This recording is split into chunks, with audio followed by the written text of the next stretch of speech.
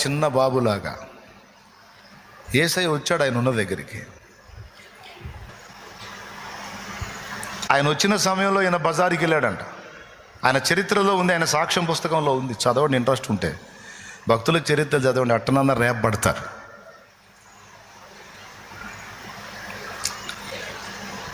ఆయన బజారుకి వెళ్ళాడు. అప్పుడు వచ్చాడు ఒక చిన్న పిల్లవాడు, ఆయన వయసు పిల్లవాడు లాగా వచ్చి దేవదాస్ దేవదాస్ అని 3 సార్లు పిలిచాడంట.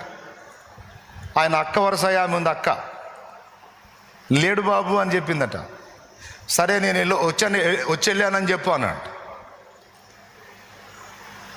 ఎవరో బాబు వచ్చాడు, దేవదాస్ నీ కోసం వచ్చేళ్ళానని చెప్పమన్నాడు. ఎవరు వచ్చారో ఆయనకు తెలుసు. ఆయన ఎవరితో స్నేహం చేస్తున్నాడో ఆ ప్రాణ స్నేహితుడే వచ్చిపోయాడు. ఆ ప్రాణ స్నేహితుడే వచ్చిపోయాడు. బహుశా నాకు తెలిసి ఆ టయానికి ఆయన దగ్గర కూర్చుంటాడేమో. మళ్ళీ మరుసటి రోజు కూడా వచ్చాడు. ఈయన మళ్ళీ బజారు పోయాడు. ఏదో తెమ్మని పంపిస్తున్నారు, మరి పెద్దలకు విధేయత చూపాలి కదా.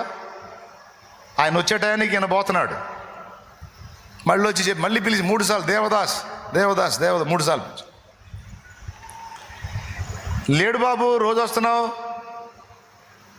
నువ్వు వచ్చే టయానికి బజారుకి వెళ్తా ఉన్నాడు. సరే నేను వచ్చానని చెప్పు అని మళ్ళీ పోయాడు. ఎవరు నువ్వు అంటే నేనెవరో ఆయనకి తెలుసులే, నువ్వు చెప్పు అని పోయాడంట. మళ్ళీ 3వ రోజు కూడా వచ్చాడు. 3వ రోజు కూడా వచ్చి దేవదాస్ దేవదాస్ అని పిలిచి ఆయన బజారుకు పోయాడని తెలుసుకొని చెప్పినప్పుడు మళ్ళీ అదే చెప్పాడు, నేను వచ్చిపోయానని చెప్పు. ఆయన నడుస్తా వెళ్తా ఉన్నాడంట. బాబు రోజు వస్తున్నావు, పిలుస్తున్నావు, నేను వచ్చిపోయానని చెప్పు అంటున్నావు, నేనెవరు ఆయన తెలుసు అంటున్నావు, ఎవరు నీ పేరేంటి అంటే పోతా పోతానే ఆ మలుపు తిరుగుతా ముందుకెళ్ళాడు. నా పేరు వాక్యం అని పోయాడంట.